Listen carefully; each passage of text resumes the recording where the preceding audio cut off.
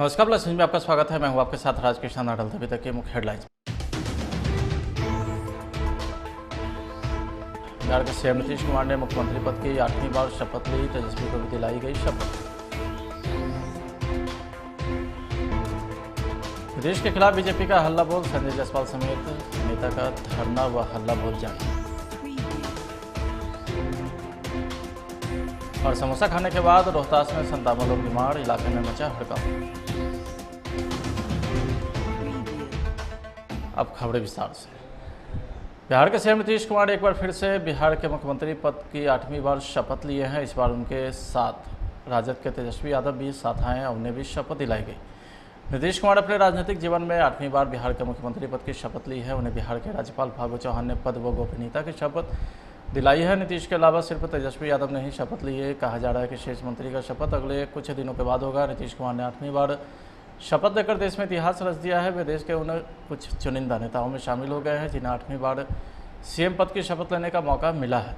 नीतीश कुमार ने पहली बार साल 2000 में सीएम पद की शपथ ली थी। तब से वे सिर्फ 7 दिनों के सीएम बने थे। 1985 में पहली बार विधायक चुने गए नीतीश कुमार 8वीं बार बिहार के मुख्यमंत्री बने हैं। 2015 के चुनाव में बीजेपी से अलग होने के बाद नीतीश कुमार की पार्टी महागठबंधन का हिस्सा बनी और बहुमत हासिल किया है। चुनाव में जीत के बाद 20 नवंबर 2015 को नीतीश कुमार 5वीं बार मुख्यमंत्री पद की शपथ ली, लेकिन उन्होंने बीच में ही आरजेडी का साथ छोड़ दिया और 26 जुलाई 2017 को अपने पद से इस्तीफा दे दिया। आरजेडी से अलग होने के बाद नीतीश कुमार एक बार फिर से बीजेपी के साथ आए, जिसके बाद उन्होंने 27 जुलाई 2017 को 6ठी बार बिहार के मुख्यमंत्री पद की शपथ ली और कार्यकाल पूरा किया है। 2020 के चुनाव में एनडीए को बहुमत मिली और नई सरकार के गठन से पहले नीतीश कुमार ने 13 नवंबर 2020 को राज्यपाल को अपना इस्तीफा सौंप दिया। नवंबर 2020 में 7वीं दफे मुख्यमंत्री पद की शपथ ली थी। वहीं तेजस्वी यादव 2015 के बाद 2022 में दूसरी बार सरकार में मंत्री के तौर पर शामिल हुए थे।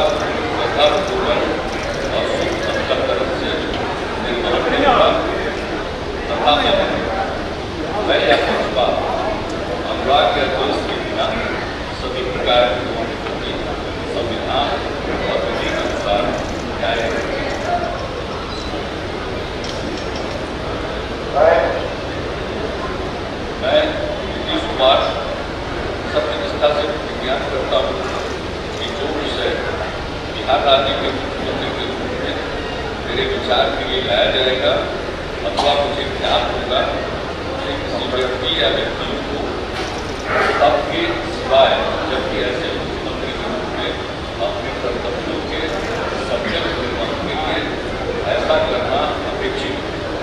मैं प्रत्यक्ष अथवा अप्रत्यक्ष रूप में संसूचित या प्रकट नहीं करूँ।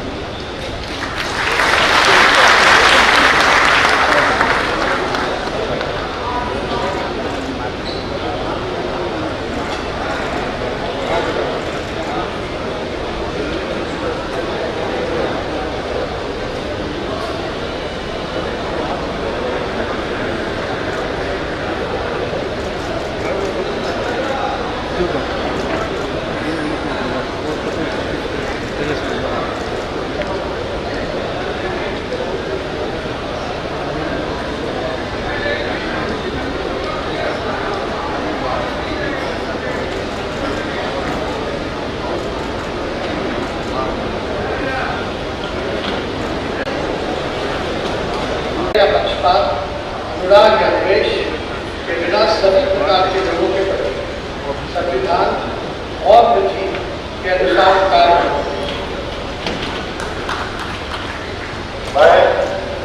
मैं तेजस्वी प्रसाद यादव सत्यनिष्ठा से प्रतिज्ञा करता हूँ। अनुराग या द्वेष के बिना सभी प्रकार के लोगों के प्रति संविधान और विधि के अनुसार कार्य मैं तेजस्वी प्रसाद यादव सत्यनिष्ठा से प्रतिज्ञा करता हूँ कि जो विषय राज्य के मंत्री के रूप में मेरे विचार के लिए लाया जाएगा अथवा मुझे ज्ञात हो उसे किसी व्यक्ति या व्यक्तियों को तब के सिवाय जबकि ऐसे मंत्री के रूप में अपने कर्तव्यों के सम्यक निर्वहन के लिए ऐसा करना अपेक्षित हो, मैं प्रत्यक्ष अथवा अप्रत्यक्ष रूप से संसूचित या प्रकट नहीं करूँगा।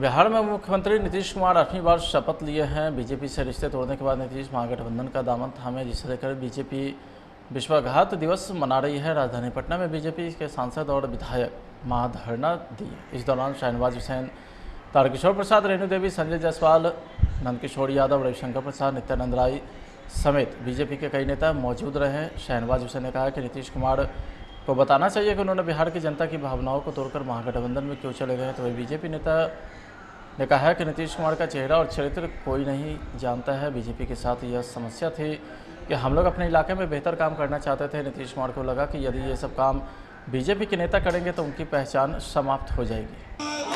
हमने जो काम किया, ईमानदारी से किया, सेवा किया, हमें क्या मिला था? अच्छा सिला मिला हमारे काम का। ये क्या सिला मिला? हमने तो पूरी इज्जत दी, पूरा सम्मान दिया, बढ़िया से उद्योग का काम किया, रोजगार के लिए काम किया, ईमानदारी से उनके साथ खड़े रहे। हमारा क्या कसूर था? अचानक ऐसा लगा कि आपको लग रही थी कि एकदम भनक नहीं लगी थी। आप तो दिल्ली में थे, आप जब नहीं एक दिन पहले ही उनसे मुलाकात हुई। कभी हमें नहीं पता था कि वो छोड़कर चले जाएंगे।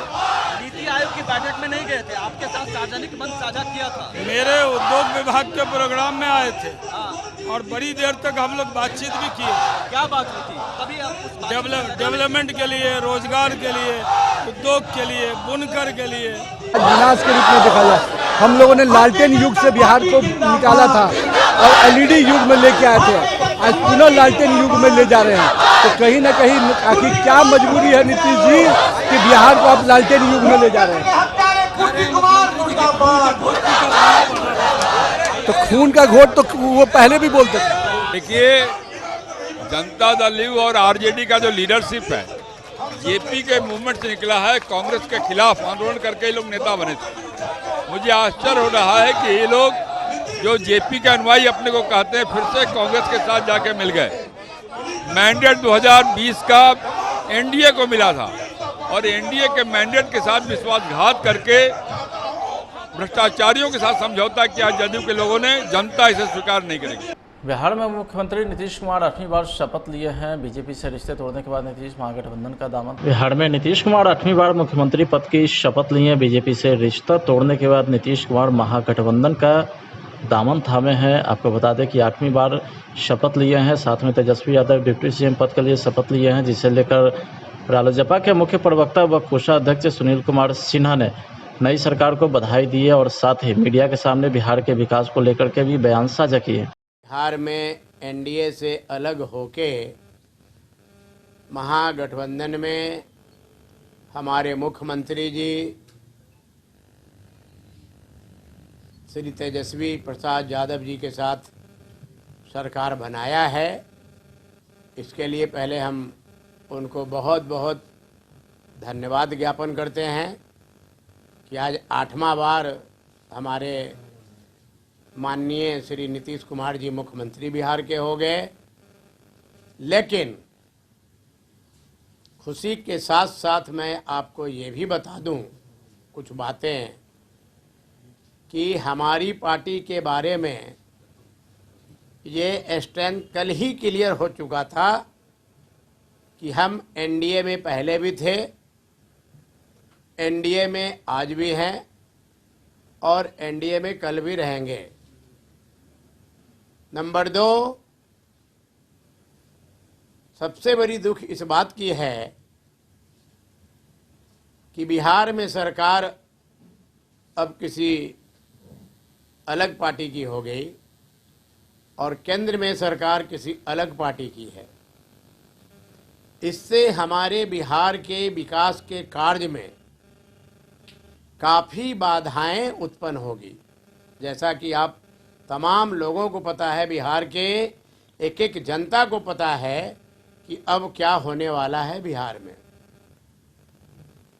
पहले एक साथ थे तो लोग दिल्ली जाके भी फंड ले आते थे, लोग दिल्ली जाके भी हर तरह की समस्या कह के सॉर्ट आउट करवा लेते थे। लेकिन अब तो सिचुएशन बदल गया। अभी अभी आपने सुना होगा 8 दिन पहले माननीय डिप्टी सीएम तेजस्वी यादव जी युवाओं के रोजगार के लिए बहुत कस के प्रेशर डाला कर रहे थे। तो अब ऐसा लगता है कि अब दोनों साथ में हो गए हैं। तो देखिए, अभी तो शुरू हुआ है, आज से हो सकता है युवाओं को अधिक से अधिक रोजगार देने में तेजस्वी यादव जी सफल हो जाएं, तो बहुत अच्छी बात है। और जहां तक मेरा ये कहना है, मैं काफ़ी बहुत चिंतित भरी मुद्रा में मैं कह रहा हूं कि बिहार में जितना विकास का काम और जितना काम हो रहा था भारत सरकार के पैसे से, अब वो सब स्कीम जो है कैसे कर पाएंगे।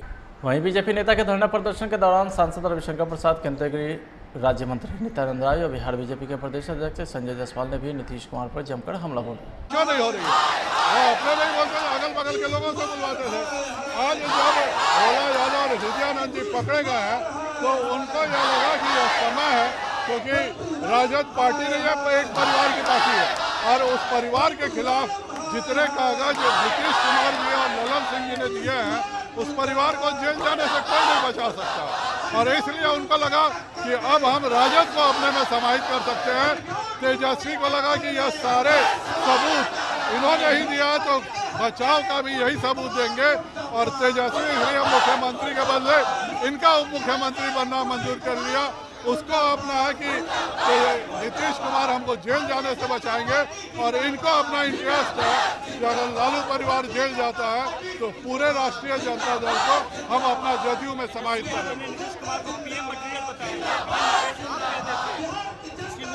हम लोग कभी नहीं कहे।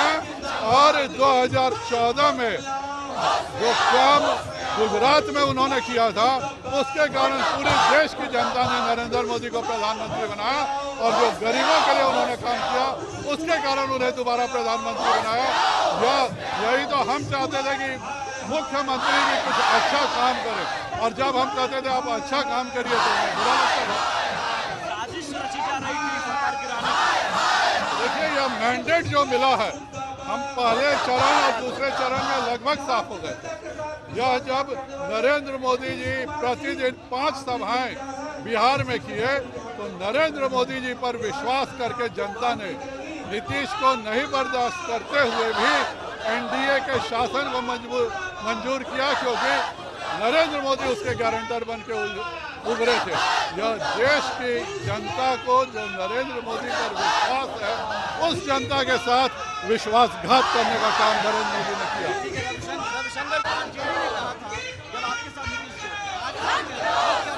फर्क यह है कि उन्होंने भ्रष्टाचार में छोड़ा था।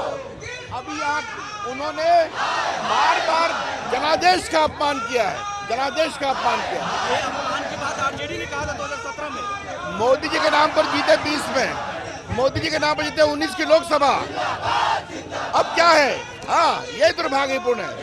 इसीलिए हम बैठे हैं विश्वासघात बताने के लिए और प्रदेश की जनता का जवाब देंगे। धन्यवाद। वजह क्या लगती है आपको? वजह क्या लगती है? वजह आप उनसे पूछिए, वजह आप उनसे पूछिए। क्या उनके अंदर में कुछ गड़बड़ है? क्या उनकी पार्टी में कुछ है? क्या मंत्री पद की लड़ाई उसके कारण हुआ है क्या? ये उनसे पूछिए। धन्यवाद।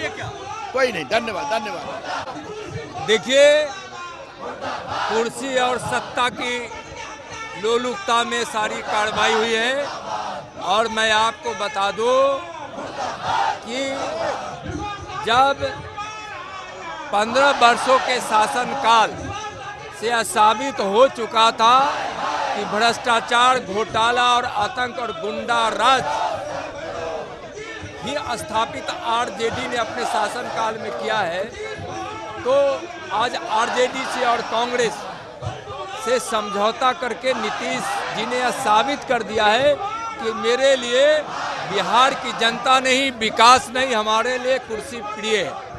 2020 के चुनाव में मात्र 43 सीट जीत कर आने वाली जदयू को 74 सीट जीतने वाली भारतीय जनता पार्टी ने अपने वादों के अनुसार मुख्यमंत्री बना दिया। नीतीश कुमार जी ने कुर्सी की लोलुपता में बिहार के जनादेश को धोखा दिया है, बिहार को धोखा दिया है और जाकर ऐसे लोगों से समझौता किया है और खुद उन्होंने लोहिया को, जॉर्ज को और जयप्रकाश के नीतियों को अपमानित किया है और यह बिहार के विकास में बाधा पहुंचाने का काम किया है। मैं स्पष्ट रूप से बिहार वासियों को भारतीय जनता पार्टी से विकास दिलवाना चाहता हूं। मोदी के सामने नीतीश कुमार चुनौती बन पाएंगे? कभी नहीं, कभी नहीं, 7 जन्म में नहीं, 49 जन्म में भी नहीं। बिहार ही नहीं, देश की जनता ने बिहार समेत प्रधानमंत्री पद के लिए 2024 ही नहीं, एकदम यह मन बना चुकी है कि आगे भी जब तक मोदी जी चाहेंगे इस देश के प्रधानमंत्री रहेंगे। गरीबों ने अपना मसीहा माना है, विकास पुरुष है, भगीरथ प्रयास से उन्होंने गरीबों का कल्याण किया है, विकास की धारा जन तक पहुंचाया है। भारतीय जनता पार्टी आज विश्वासघात दिवस मना रही है। नीतीश कुमार महागठबंधन में जाकर सरकार बनाने से बीजेपी काफ़ी नाराज होती दिख रही है। ऐसे में बिहार बीजेपी प्रदेश मुख्यालय में भारतीय जनता पार्टी के वरिष्ठ नेता व समर्थक ने हल्ला बोल कार्यक्रम का आयोजन किया। आपको बताते चले कि यह आयोजन 10 अगस्त से लेकर के 13 अगस्त तक चलेगा। 12 अगस्त को जिला स्तर पर, 13 अगस्त को प्रखंड स्तर पर हल्ला बोल कार्यक्रम का आयोजन किया जा रहा है। ऐसे में बीजेपी के नालंदा जिला प्रभारी श्रवण सिंह ने मीडिया से बातचीत कर कहा है कि अच्छा हुआ कि नीतीश कुमार महागठबंधन में जाकर सरकार बनाए हैं। फिर से देखिएगा बिहार में महाजंगा राज का आगमन होगा। सुनिए मीडिया से बातचीत करते हुए नालंदा जिला प्रभारी श्रवण सिंह क्या कुछ कहते हैं। अरे भाई, हम लोग को बहुत अच्छा हुआ।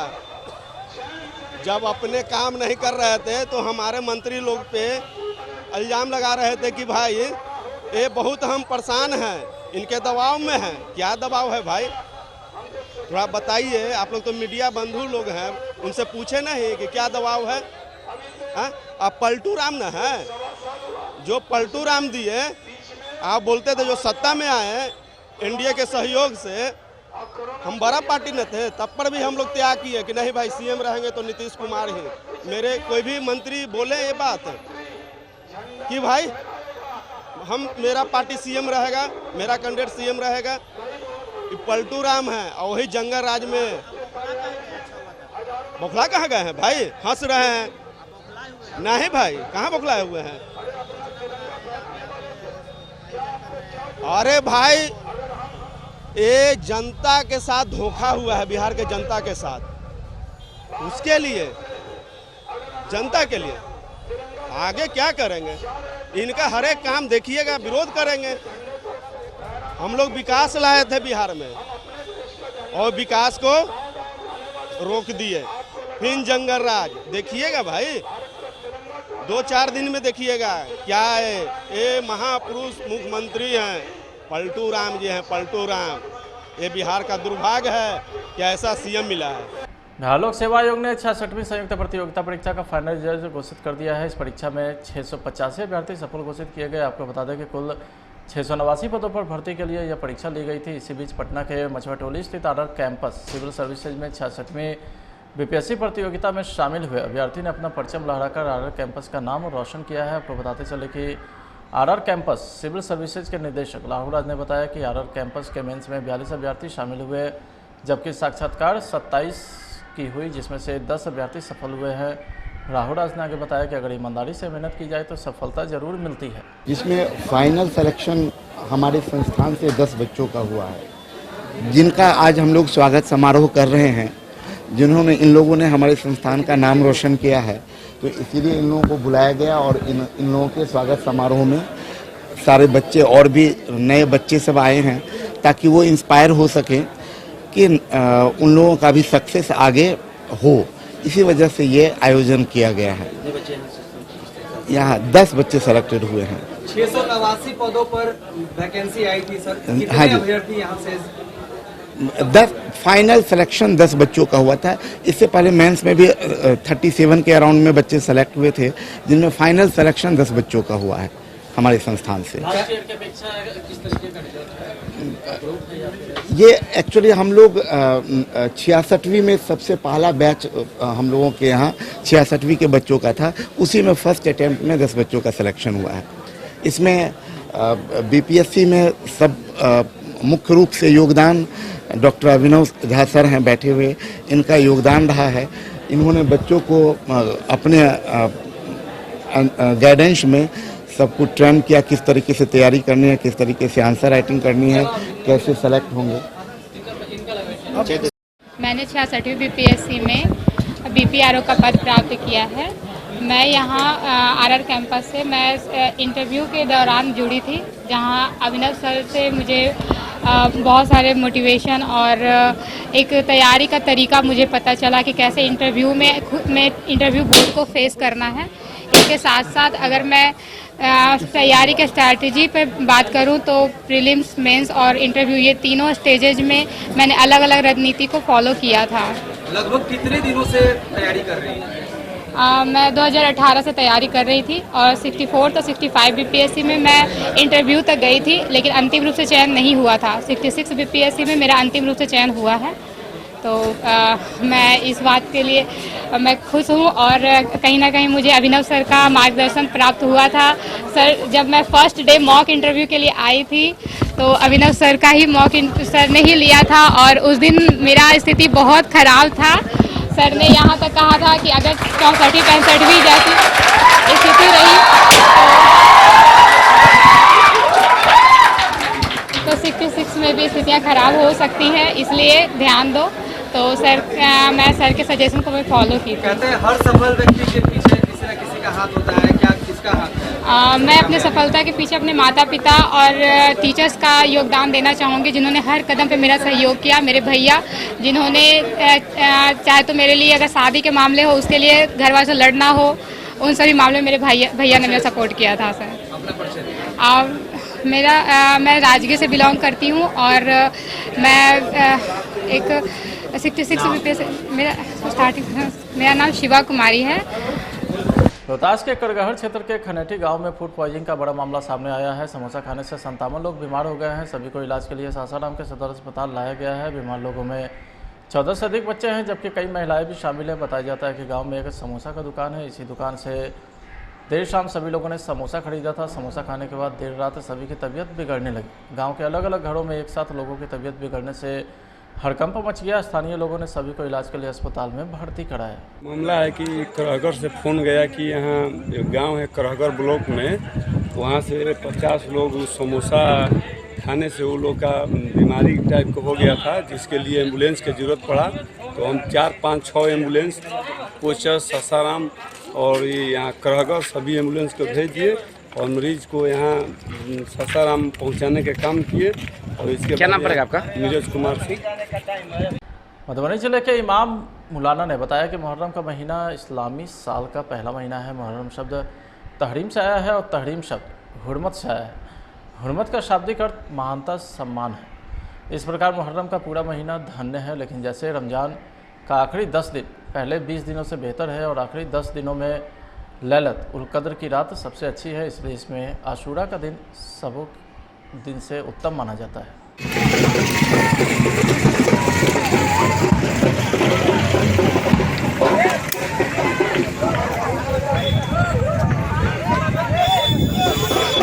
तो वही मधुबनी के नगर निगम वार्ड नंबर 5 में प्रीपेड मीटर के बैलेंस खत्म होने से नल जल सेवा पूरी तरीके से ठप हो गई है। मधुबनी नगर निगम क्षेत्र के वार्ड 5 अवस्थित गदनिया मोहल्ले वासियों को पानी के लिए काफ़ी कठिनाई का सामना करना पड़ रहा है। मोहल्ले के लोगों का कहना है कि वार्ड 5 के ऑपरेटर के द्वारा कहा गया कि 2 महीने का 60 रुपया सभी उपभोक्ता जमा कर दे तो पानी चालू हो जाएगा, जिसके बाद मोहल्ला वासियों ने 2 महीने का 60 रुपया उसके पास जमा किया, लेकिन अभी तक पानी सप्लाई शुरू नहीं किया जा सका है। लोग पानी पीने के लिए परेशान हुआ हलकान है।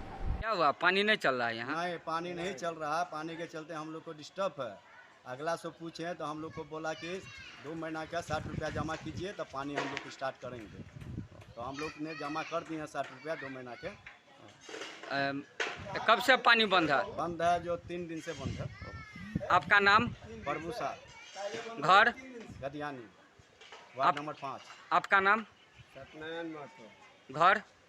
अखिल भारतीय कांग्रेस कमेटी के फैसले के मद्देनजर जिला कांग्रेस कमेटी मधुबनी ने 9 अगस्त क्रांति दिवस के पावन अवसर पर जिला के 4 जगहों से आज़ादी गौरव पदयात्रा भारत छोड़ो अभियान के तहत मधुबनी अनुमंडल के महान स्वतंत्रता संग्राम सेनानी क्रांतिवीर नेता स्वर्गीय सूरज नारायण सिंह के द्वारा नरपत नगर बेनीपट्टी अनुमंडल के उच्चैठ भगवती स्थान झंझारपुर के ललित बाबू प्रतिमा स्थल एवं जयनगर के राष्ट्रपिता महात्मा गांधी के प्रतिमा स्थल से राष्ट्रीय गीत जन गण मन गाकर यात्रा को शुभारंभ किया।